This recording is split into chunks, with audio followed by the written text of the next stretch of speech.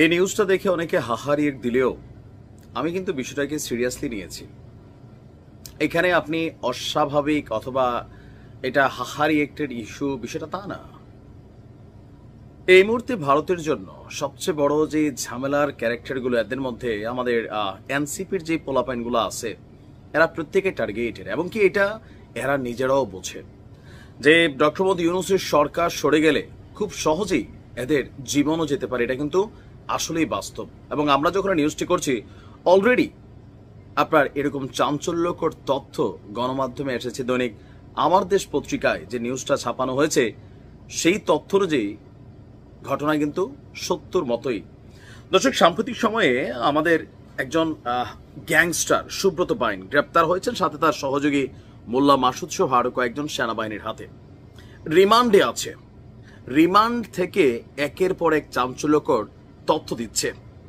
বলা হচ্ছে যে 2023 সালে সাবেক স্বরাষ্ট্রমন্ত্রী আসাদুজ্জামান খান কামাল, টিএমসির সাবেক ডিজি জিয়াউল আহসান এবং ডিআইজি মনিরুল ইসলাম সরাসরি সুব্রতের সাথে দেখা করেছিলেন। পরিকল্পনা ছিল জনাব তারেক রহমানকে লন্ডনে গিয়া হত্যার পরিকল্পনা। কিন্তু সরকারি প্রেক্ষাপট পরিবর্তনের পর, এই সরকার পতনের পর মিশন পরিবর্তন হয়েছে। দীর্ঘদিন যাবৎ সুব্রত বাইন এবং তার বাহিনীকে প্রস্তুত করছিল সার্জিস হাসনাত সহ আরো বেশ কিছু উচ্চ কিলিং মিশন নিয়ে। অলরেডি এখানে আমরা যতটুকু তথ্য দেখছি যে যদি সুব্রত সফল হতো তাহলে জনাব তারেক রহমানকে হত্যা যদি সফল হতো তাহলে সুব্রত বাইনকে মেরে ফেলা হইতো। সার্জিস এবং হাসনাতকে হত্যায় সফল হলেও তাকে মেরে ফেলা হতো, এমনটাই বক্তব্য। আর এই মিশনের জন্য তাকে স্নাইপার প্রশিক্ষণ, রাইফেল ব্যবহারের কৌশল এবং টার্গেট শনাক্ত করে গুলি চালানোর সক্ষম করে গড়ে তোলা হয়। এবং তার সাথে থাকা স্যাটেলাইট ফোন, এটাও কিন্তু একটা প্রশ্ন তুলেছে। এমনকি পাকিস্তানি পাসপোর্টে তাকে লন্ডন পাঠানোর পরিকল্পনা ছিল। 2025 সালের মে মাসে যখন সে আটক হয় তখন এখানে আবার নতুন তথ্য আসছে যে রিমান্ডে দেওয়া সুব্রত বাইনের তথ্য অনুযায়ী তার দলটি রাজনৈতিক নেতাদের লক্ষ্য করে টার্গেট কিলিং এর পরিকল্পনা করেছিল, যার মধ্যে বিএনপি, জামাত এবং নবগঠিত এনসিপির নেতারা ছিলেন। আর টার্গেট ছিলেন হাসনাত আব্দুল্লাহ, সার্জিস আলম সহ আরো অনেকে। অলরেডি অস্ত্র আনা হয়েছে নাকি সীমান্ত দিয়ে, আর তা পৌঁছে দেওয়া হতো রাজধানীর বিভিন্ন জায়গায়।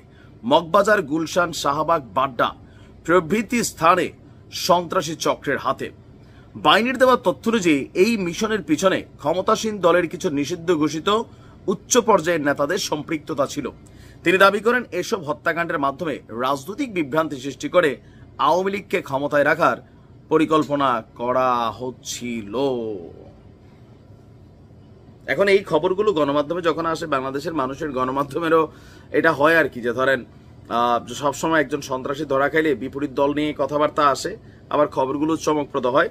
বাট আমি কিন্তু এটা বিশ্বাস করি, যদি ধরেন সুব্রত বাইন প্রকৃতপক্ষে রয়ের অ্যাপয়েন্টেড হয়, সে নাকি স্বীকার করছে তার অ্যাপয়েন্ট করছে, ট্রেনিং করছে, তো সেই অনুযায়ী সার্জিস, হাসনাত এবং এনসিপির প্রথম সারির কয়েকজন নেতা, বৈষম্য বিরোধী ছাত্র আন্দোলনের অনেক ছেলে পেলে বিভিন্ন সময় এরা কিন্তু ঝামেলায় পড়বে, এটা বাস্তব।